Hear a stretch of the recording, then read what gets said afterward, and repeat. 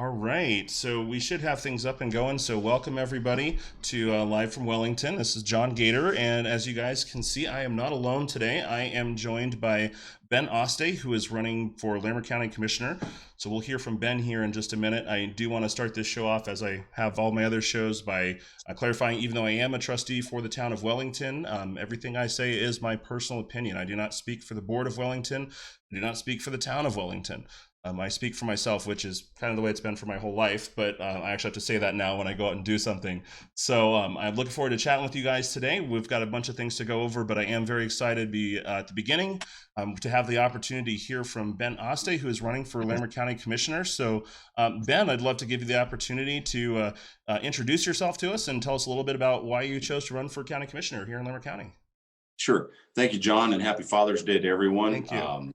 Today, we had a theme in our church today, and it's usually Superheroes Day every Father's Day, right? So I'm going to show you my shirt. This is what I was wearing at church today. We all had fun. So, oh, nice. So Captain America happened to be my guy today. Sometimes That's awesome. It's Incredible Hulk, but we just have a little bit of fun. And nice. I forgot something. Today is Father's Day. It is. I did want to say something real quick. Today is Father's Day, guys, so Ben's family is waiting for him right now. I appreciate you taking the time on Father's Day to come out. We have a hard 4:30 stop for Ben, so if we do get into Q&A and you get cut off, it's because it's Father's Day and his family is patiently waiting for him to talk to you guys. So just don't feel like you got in trouble. We want to get him out by 4:30. So sorry, I forgot to say that earlier. Ben, go ahead. Sure. And feel free to call me. I'll give it my number now, John. So in case we do get cut off, I appreciate you laying that out there. It's 786-0308. 970-786-0308. That is my cell number, and I am yours and available to the people of the county. Just about any time, except for after probably about 9 o'clock at night each night. But anyway, Father's Day is really interesting. Today, I actually put my ballot in today, and it was just appropriate because what I am doing, why I'm doing this is for the legacy. I have 38 years of marriage here in this county. I have a son and daughter who are both married. I have 3 grandchildren. I've lived in this county for 48 years, and I've done business here, my 4th successful business now for 38 years. So I feel compelled to give back to a county that's been so good to me. I've grown up here from 9th grade on, actually. I just turned 62 years old on Flag Day, just last weekend, and June 14th. And I'm very patriotic, probably because, first of all, my dad came here from Switzerland in 1957 on the Queen Mary. He immigrated here, and I had the pleasure of seeing him become an American citizen when I was 12 years old. So the flag in America was ingrained, and I even graduated in 1976, my centennial year. So one thing after another, just like I'm usually wearing a red, white, and blue shirt from June 14th to July 4th, on and off, pretty steadily, because it's so close together to our Independence Day. So my roots go so deep and wide in this county. We actually had our son married in married housing at CSU while I was going there. My wife had already graduated previously before we got married. And then I went back to school and college, and I did not finish there, but I had some good time up there, and I'm really close to another degree. But in the meantime, our roots go deep in that we also have a picture of my wife's mother in her mother's arms and the grandmother. So there's several generations of her growing up in this area. Her great grandparents owned the northern for a few years. We've just been a deep, deep part of Fort Collins, from one end of the county to the other, all directions. And so I have a serious call on my heart to do this. I've done well in business. I'm thankful and blessed. I'm not looking for a job as per se. It is a job of service. I want to serve the county. Now, I come at this having been a stakeholder with the county on 3 big concerns, and one of them was the Big Thompson reclamation. The second was the 402 reclamation widening corridor project, and the third is the Larimer County landfill.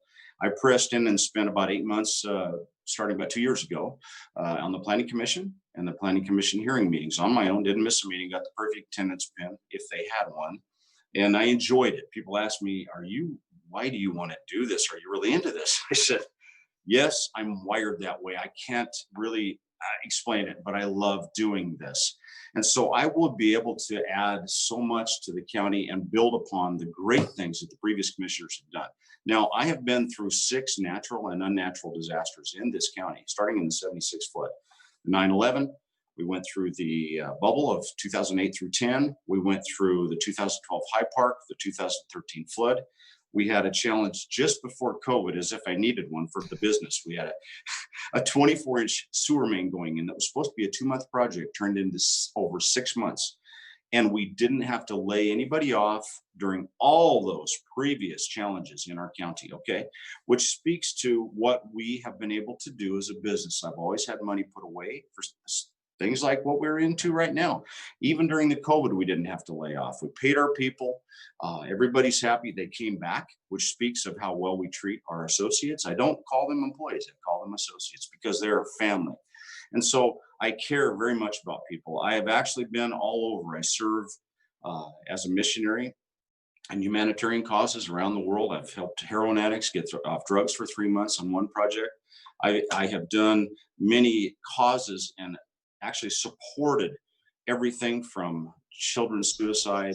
I've done a lot of life coaching with people on drug addiction and other addictions. So I am so community oriented, and I still love people after 25 years of retail. Anybody been in retail business, you know it can be challenging, Yep. but I've come through that. And so I have been built and prepared for this job over time and experience. And that's all my heart is, folks, is I want to serve. I'm fiscally conservative. I've operated and functioned in a business that's a multi-million-dollar operation for years. I budget my own balance. I balance my own budget.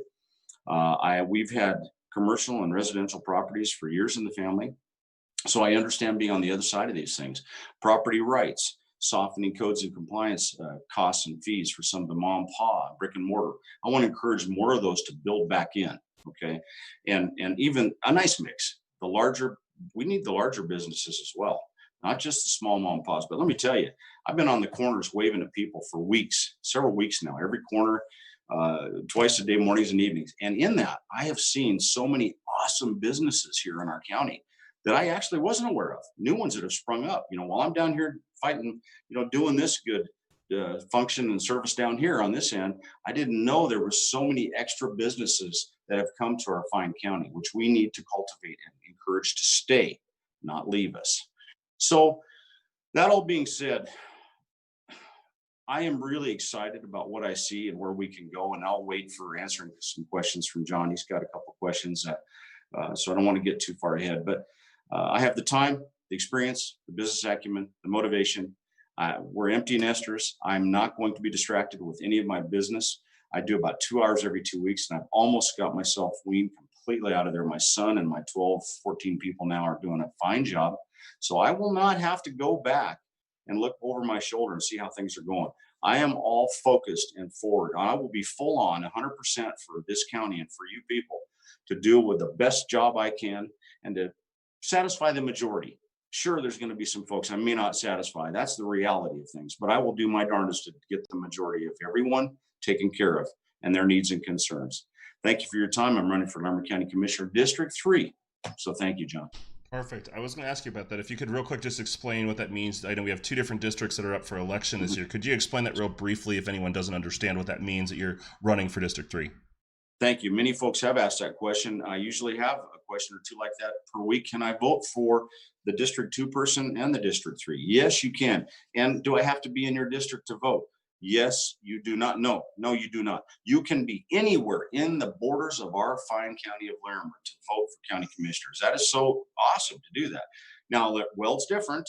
They run for their districts. Here, we have to, each of us commissioner candidates have to run full out, man, for the whole county. The whole county votes for each of these districts. So it's a big area to cover. We have, last I heard, was 350,000 in the 2018 census. So we have got to be close to 360 or over now. So it is huge. And we have a lot of open space and beautiful territory still in this county. I mean, I hear we're growing and I see how tight we get in some areas, but let me tell you, our county is vast and it is beautiful. And it's been a pleasure to learn about a lot more of the areas because I've had to go through and see where I can meet more people and do meet and greets and spread more science. So I hope that's clear for everybody that you can definitely vote for both of those seats. You get 1 vote for District 2 and 1 vote for District 3. Anybody, any city, municipality in our county.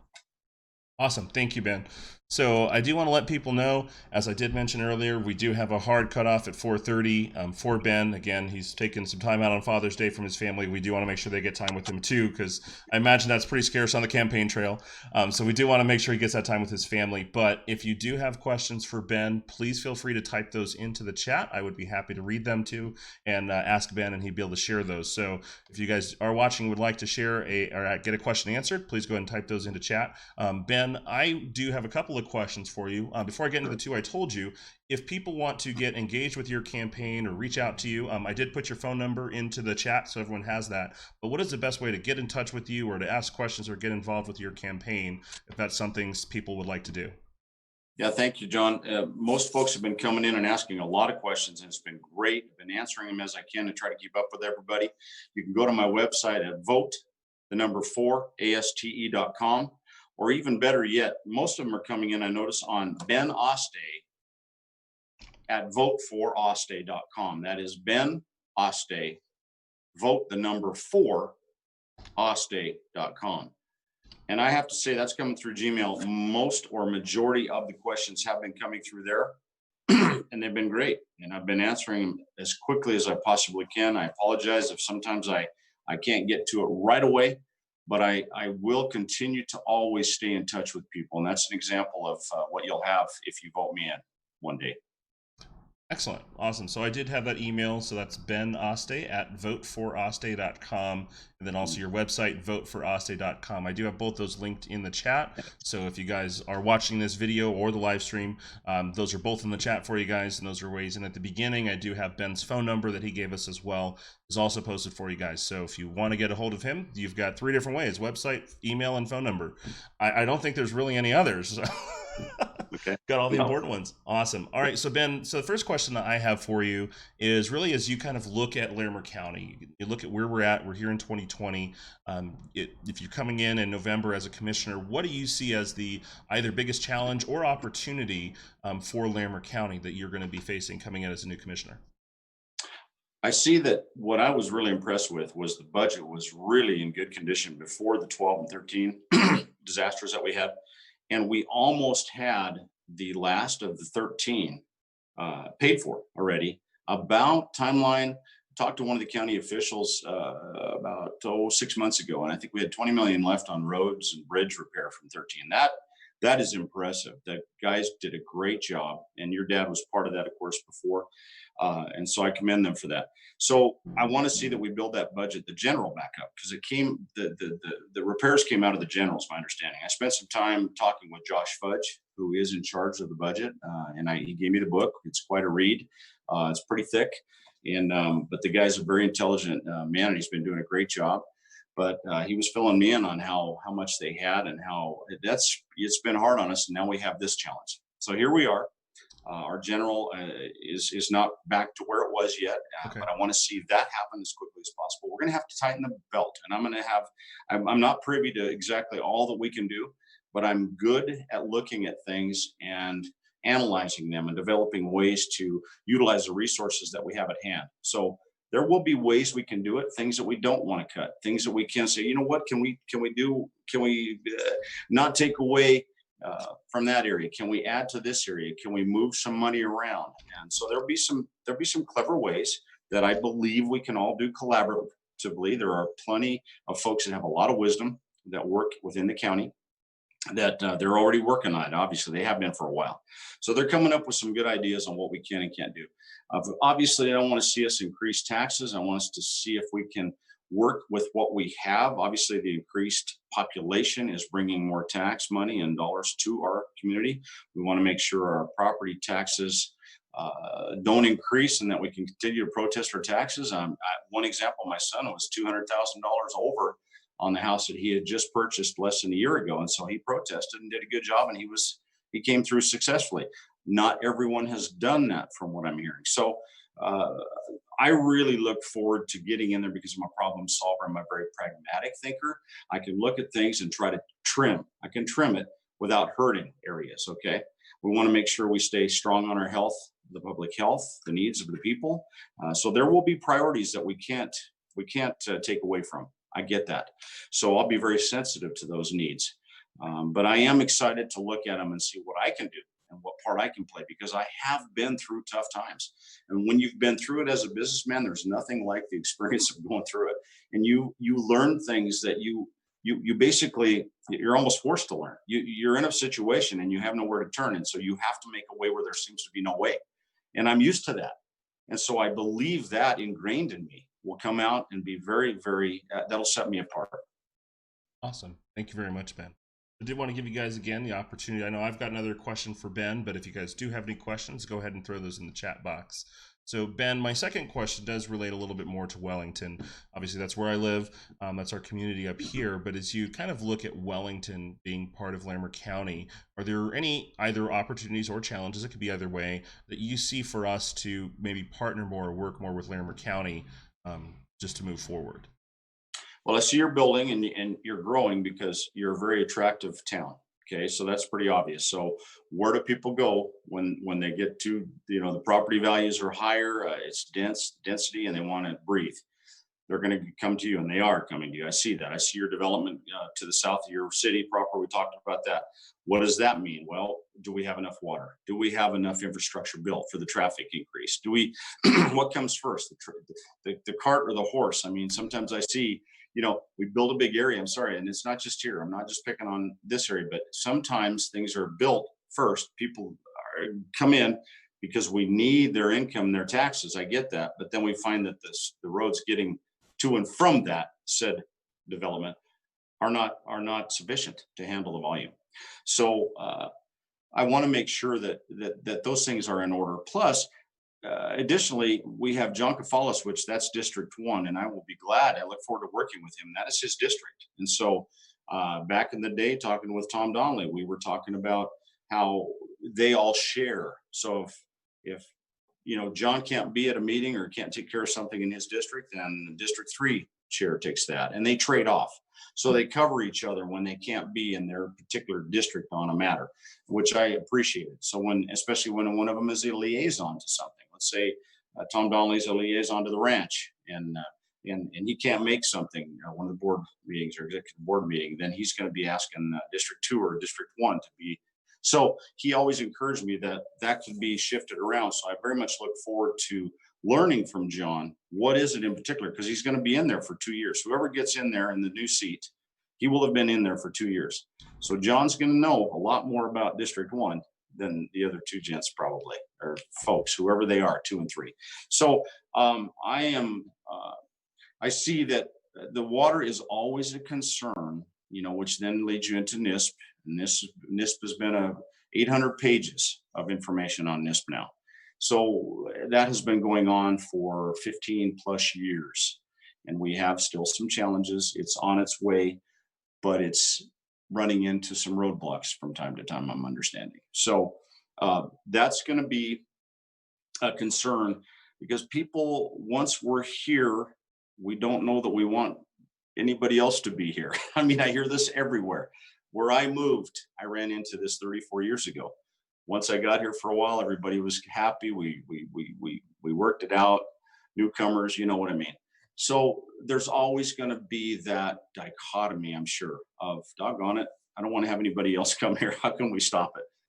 It's inevitable, folks. We've all picked the best county in the state of Colorado, if not the top 5, right? I mean, so we're going to have to adjust and learn how to share, and how much of that sharing and how it's done is going to be the key to do it properly.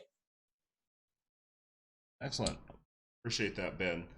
All right, so I will give just a minute or two here. I haven't gotten any questions in the chat yet. I know a lot of people probably doing Father's Day stuff. So if people don't have any questions for you, Ben, I will release you out to your family. Sure. But while we're giving that last minute or two for people to, if they do have a question, they're getting ready to type it in chat. Here is your moment of truth. But while they're doing that, Ben, could you just kind of give us some closing statements or thoughts, anything that you'd like to leave people with going into, I know the election is coming up, I believe June 30th. Is that correct? Is the final day for ballots to be turned in? So maybe if you could chat on that a little bit, what the election looks like, and then any final thoughts from your end that you want to leave people with. Okay. I was just made aware that I think we had 15,500 ballots come in about 4 days ago. So that's encouraging, because people are voting, man. People, it's important. I was over at the ballot box today, of all days, on, as I say, on Father's Day, dropping it in for the roots, for our legacy, for our children and children's children, and on and on. And I want this to be the most user friendly, county that we can have. I remember seeing my son bent over, just burning his back in the sun, and didn't care. He'd sit there playing with crawdads in the ditch for probably 3 or 4 hours straight, and it was right here outside the door. And now my grandson's doing the same thing. The oldest already has been through that. He's 12. The younger one's now doing the same thing, and it's just, and the beat goes on.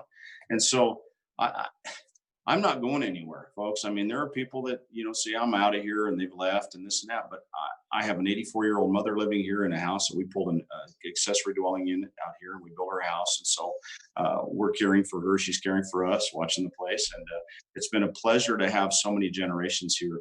Again, back in the roots, my dad, when he first got here, he had quite an accent, even to the day he died 10 years ago. But he worked for the first structural engineer in Fort Collins. They were in the Rocky Mountain Bank building.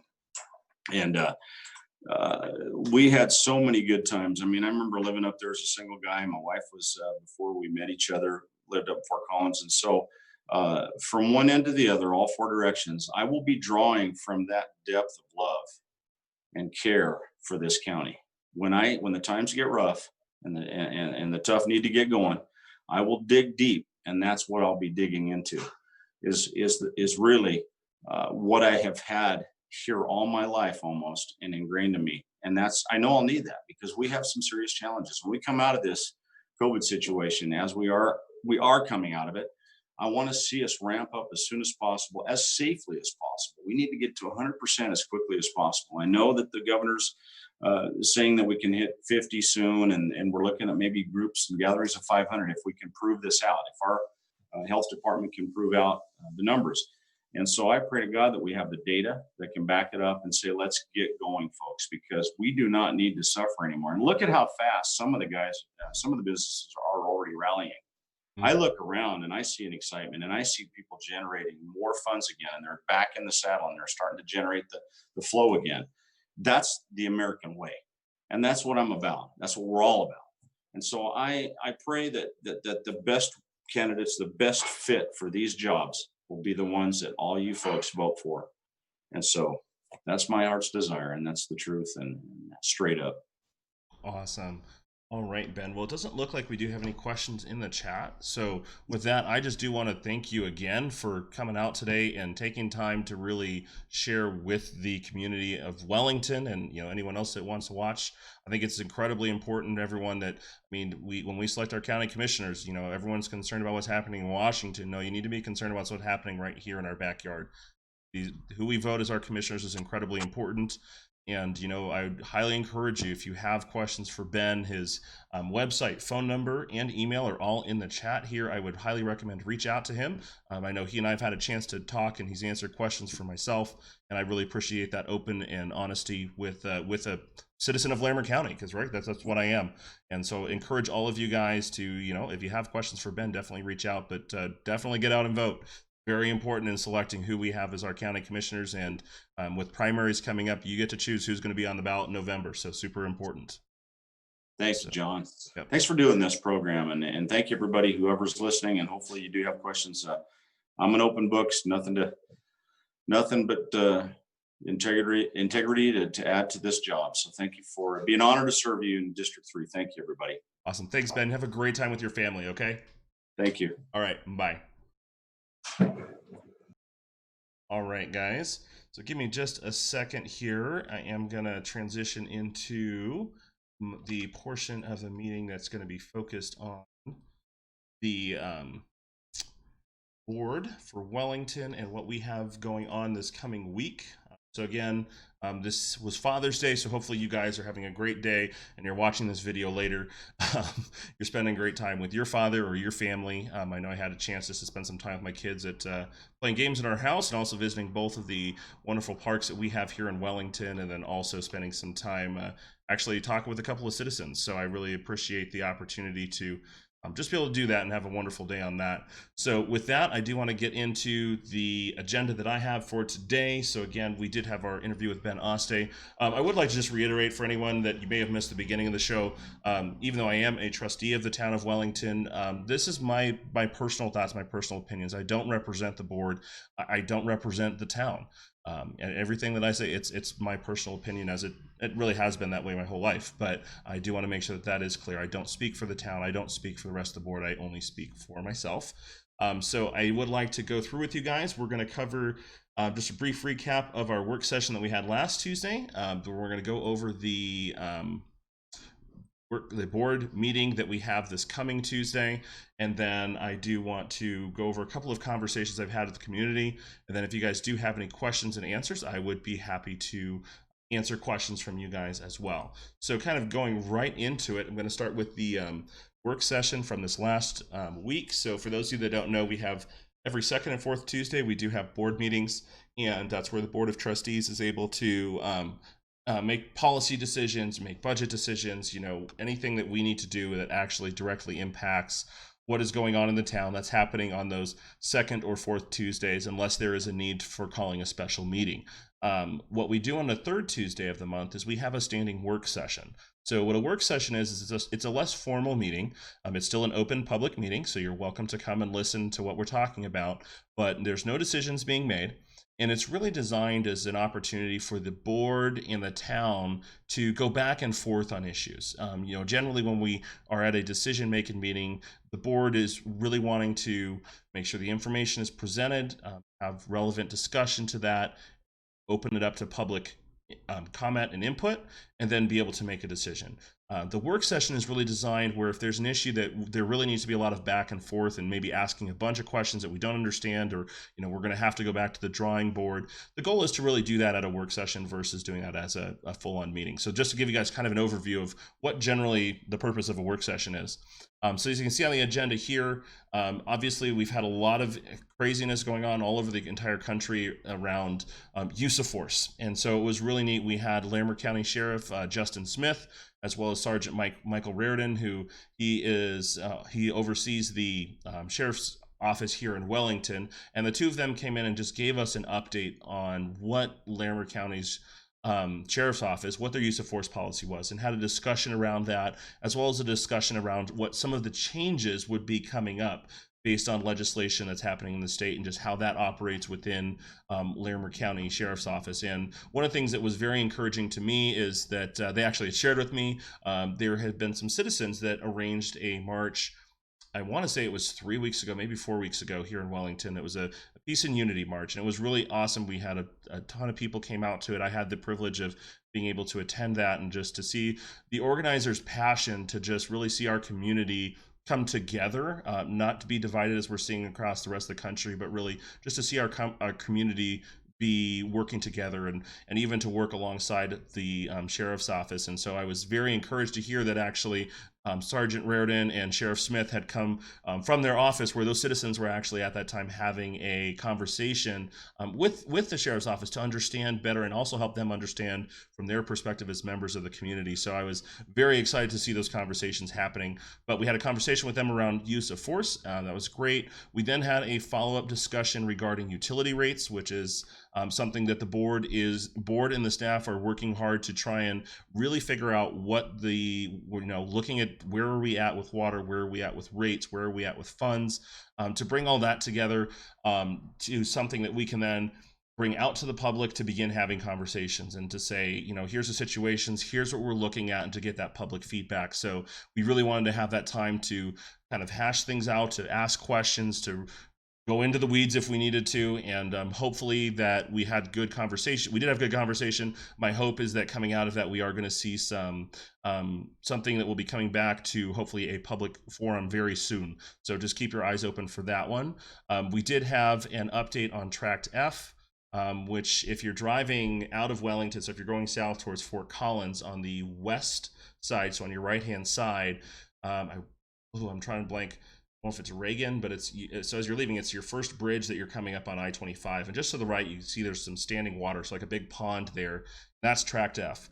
And so there's been a long story behind that, and there's been a lot of I'm learning there's been a lot of issues with that in the past. But there is an opportunity that a developer is potentially going to fix. So that's actually a problem that is owned by the town, and the town is responsible for. However, it comes out, sounds like it is in some sense our responsibility for what is the problem there. But there is a potential solution that is going to be proposed to the board at this coming Tuesday. So there was a little bit of update to bring new board members such as myself up to speed, because that's not something I had been involved in at all. So keep your eyes open. I believe that is on the agenda for this coming Tuesday. There will be more conversation. If that's something that you would like more information or you want to understand more about, I would highly recommend you coming to this next Tuesday's board meeting, because that will be one of the topics that is up for a vote, but it is also an opportunity to ask questions and to get some of those answered for discussion. So if that is something you are interested in, I'd highly recommend that. We then also had the quarterly review for Kelly Hodling, who is our interim town administrator. She very specifically, when she signed her contract with the town, when she took over at the end of March, she very specifically said she wanted to have quarterly reviews from the board versus an annual or semi-annual review. And I really appreciated that from Ms. Hodling, because it was really a focus on, she did not want to see things come to a point where there was an issue that had not been addressed. And so the exciting thing was really it was overall very, very positive feedback from the board, that they've been very appreciative of the work that she's been doing, and just in the way that she stepped up in the midst of, I mean, we've had COVID, we've had I think just about the craziest year that we've seen, and she really has done a good job in managing and working through the issues that we have been facing as a town. So the board's feedback was very, very positive for Ms. Hodling on that. And I can speak again, that was what was said in the meeting, but for myself, I can also just say that I personally very appreciative of the work that she's been doing on behalf of the town as well as the citizens also. So that was our work session. And so from there, I do want to move over into the agenda for this upcoming meeting. Again, I do want to encourage you guys, if you do have questions, please feel free to throw them in the chat. I would be happy to, if they're specific to an issue, I could talk about them or attempt to answer. And again, my answers will be dependent. I'll cover things as I go through, but if there are any questions, I would be happy to address them to my ability to do that is. So moving into this next meeting, so this is going to be at June 23rd, 2020 at 6:30 p.m. So that's this coming Tuesday in 2 days. And this will be at the Leaper Center. So I know as of late, our meetings have been online. This time we are going to be back at the Leaper Center. There will be social distancing set up. There will be chairs will be spaced, and the trustees we're sitting at like each our own tables. So there's still some COVID modifications that are happening. I know we were able to somewhat live stream the work session. I am hoping we can do the same thing for the board meeting. I do not know for sure what that will look like. So my hope is we will do that. That is entirely dependent on what we're able to get set up and what we're able to make happen. But hopefully that is something we will be able to do. But regardless, you are able to come down in person to the Leaper Center at 6:30. So as you can see here at the top, we do have the agenda. We do have an executive session. So that will be starting at 6 o'clock. That was specifically requested so that we aren't interfering with the normal meeting, that the board is going to come early to be part of that executive session. Just to give you guys an overview on what it means to be an executive session. There are very clear laws that govern what the boards, any board or government in Colorado can do, and those are basically looking at, we'll shortly call them the sunshine laws. It's about doing things in public, being transparent, and not having things happen behind closed doors. And so that says whenever there are more than two trustees that are talking about, or two or three, I don't remember the magic number. For us, I believe when we hit to 3 trustees, that's the magic number. Talking about any town business, it has to be at a public meeting. So it has to be properly recognized, it has to be properly announced. So we can't just have a meeting and talk without the public present. Now, what an executive session is, it says there are certain things that the board needs to discuss that should not be a matter of public record. And for those things, they have to follow very strict guidelines that can only be discussed on certain things, and that decisions cannot be made in that meeting. Things can be discussed, but decisions cannot be made. So what is provided is this explanation here, which I'll read to you guys. So for this executive session, what it will be is a conferences with town attorney pursuant to code 24-6-4024B for the purpose of receiving legal advice relative to Tract F of Columbine Estates. The executive session will not be recorded, and an attorney certification will be provided as required by CRS 24-6-402 D.5 to B, that the discussion in the executive session constitute privileged attorney-client communications. And so that is something that, so we'll be meeting with our town attorney as a board, receiving information and legal advice, and then we'll be coming out of executive session, and then we'll be starting hopefully at 6:30. Hopefully we don't go long, but our goal is to get everything done so we can start at 6:30. At 6:30 we would start our normal meeting. So that's the first thing on the agenda. We then have our normal call to order, Pledge of Allegiance. We do have amendments or conflict of interest, then moving community participation. I do always like to highlight this for public comment. If you have something you want to say to the board about an issue that is not on the agenda, and I am very clear, it's not on the agenda, this is your chance to bring that up to the board and to have that comment recognized. And it really is, it's up to you what you want that to be about. We do ask that you keep it to 3 minutes. But if you have a comment specific to an issue on agenda, there is options for you to talk about that specific comment when we get to that item. But if you want to talk about something that's not on the agenda, that is for the public comment in the beginning portion. Looks like we do not have any items on our consent agenda for this meeting. And then we look at the action items. So the first thing we do have is the development agreement for Tract F. So this is the reason we're having this executive session beforehand, is so that we can receive the legal advice, get that done, so that we can make sure we make a good decision when we do get to action item number 1. So that's just an explanation of why it's before the meeting, because normally we do them after the meeting so that we don't inconvenience anyone. But Tract F, we do have the development agreement. There will be a staff presentation by Cody Bird, who's our planning director, and that will just go into the details of what that development agreement is and what all is entailed with that. There will then be opportunity for public to ask questions if there are, and then the board, I believe, will be voting on that development agreement. We then do have an annexation agreement for Pruder School District subdivision. So that will again be a staff presentation from Cody Bird, who is our planning director, and I believe this is addressing the new high school that is in construction, and we're working through details of getting everything finalized on that. So that will be going over the annexation agreement on that. Item number 3, we have a conditional use request for CBD oil extraction facility at 9102 Piper Road, and that will again be a staff presentation by Cody Bird, our planning director. So there will be conditional use that the board will be asked to rule on. So again, if you do have questions or thoughts on that, you guys will be able to go and look into the agenda and look at some of the information. I do want to be very specific on this.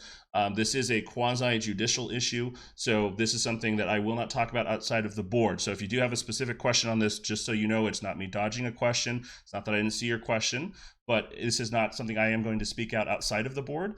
There are specific things that we can and cannot talk about as elected officials, so this is one of those things that outside of the board meeting, where I'm speaking with the rest of the entire board, is not something that I will speak of. So if you do have any questions on that, just know that going ahead. All right, moving forward to resolution 22-2020 is regarding road closures for the 4th of July. This was originally set in place for the parade, which is now not happening, so my understanding is we're going to be addressing that. Then number 5, we do have a memorandum of understanding related to distribution of CARES Act funds, and that will be, I believe, a memorandum of understanding with the county in regards to monies that have come to the county from the federal government and then to the state in regards to the COVID disaster, emergency, crisis, call it whatever you want, but will be a memorandum of understanding in regards to that. So that'll be again a staff presentation by Kelly Hodeling, our interim town administrator. Resolution 23-2020.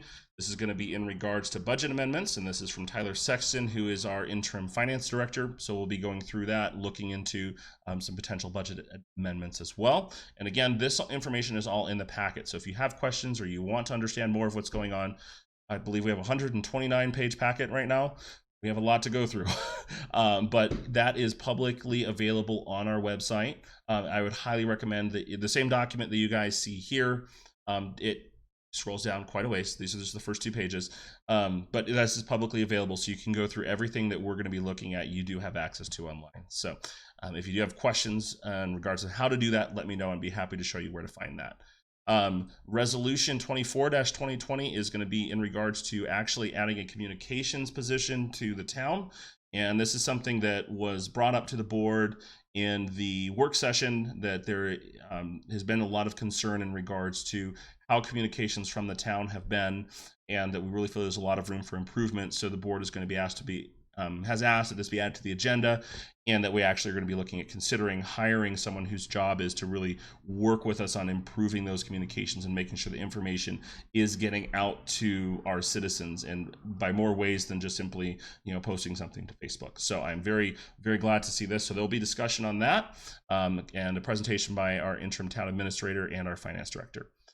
Then following that, we will be going into our liquor license review board.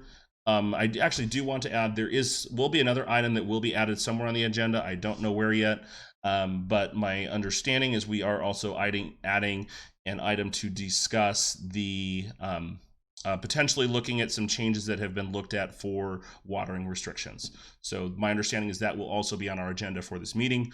I just don't know where it's going to fall within the items that are already there. So that is also something that we are looking to discuss at this coming meeting. And then moving forward, after we finish our items on our action, we're going to move into our liquor license review board, which there will be as you can see here, for the Wellington Grill, that will be the liquor license review board. Again, this is also a quasi-judicial matter. So again, if you do have any questions specific to that, I will not be answering those because of the quasi-judicial matter at hand. I will not speak to that outside of the board meeting. So just so you know, it's there. Information's in the board packet if you want to look through it. Be my guest and feel free to. We then do have the reports. So we have just reports from all of our town staff. And then we do have a COVID-19 and budget update and a presentation from Tyler Sexton, our interim finance director. And then that will be the end of the meeting. So I flew through that way faster than we will get to. Again, I highly encourage you guys to come out to the meeting. And really, if you have questions, if you have concerns, to come and let those be known to the board. Again, I can only speak for myself. I cannot speak for the entirety of the board, but I can speak for myself and say, we want to hear what you have to say. We want to do a good job for you. This is the impression I have of the people that we are working with, is they all want to do the right thing by our town and by our citizens. And we want to address concerns, but we can only address the concerns that we are aware of. So if there are concerns that you have, please bring them to our attention. Please reach out to us and let us know. So with that, I do want to move into the next section, which I do have is community conversations. And I did have multiple conversations this last week, and they were mostly in regards to the water rates, or the not water rates, I apologize, the water restrictions that were put in place. So I believe that these are fairly well out there, is that we did have mandatory water restrictions go into place. For the past several years, Wellington has had voluntary water restrictions put in place.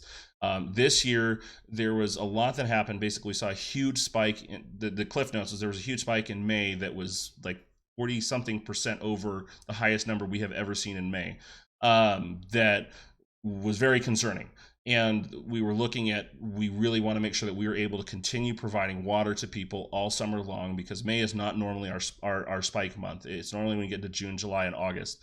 But it was not a planned out thing that had come. It was very quickly done. We did get things in very quickly. So there were some things that were brought to our attention afterwards, and concerns brought by citizens that myself and other board members have brought to town staff and have been working on seeing, can there be a solution? Can we find a way to work through this?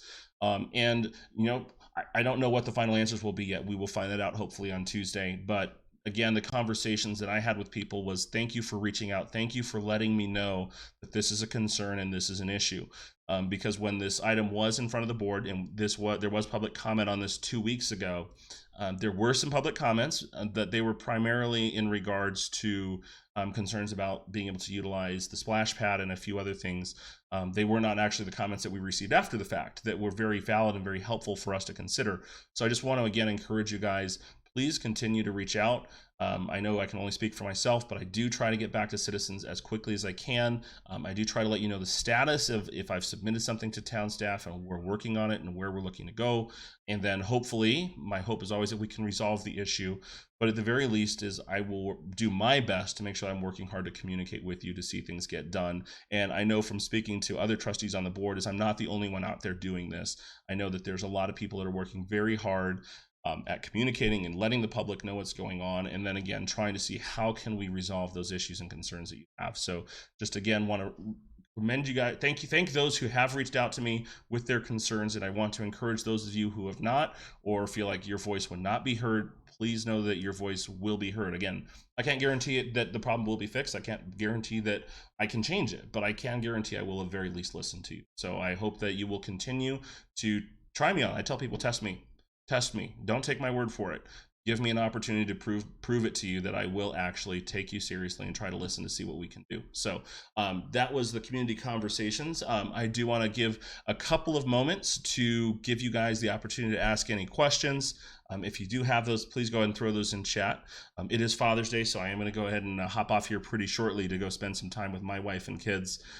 Again, I do want to remind everyone, as always, with my podcast, this is my personal opinion. This is something I do because I believe it's of value to the citizens. I hope that it is to keep you up to speed, because I know not everyone can always make it to a board meeting, or you're not necessarily, you don't know when it's happening or what's going on or what's on the agenda. So my hope is to give you a real brief, a high level overview to let you know what's coming and what we're going to be talking about, and encourage you to come and talk with us at the board.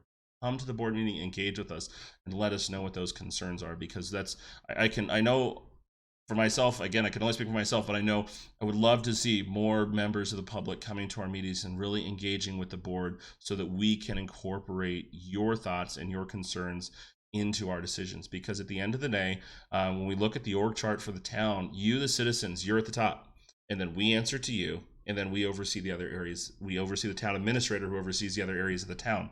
But at the end of the day, you are at the top of that org chart, you, the citizens of Wellington.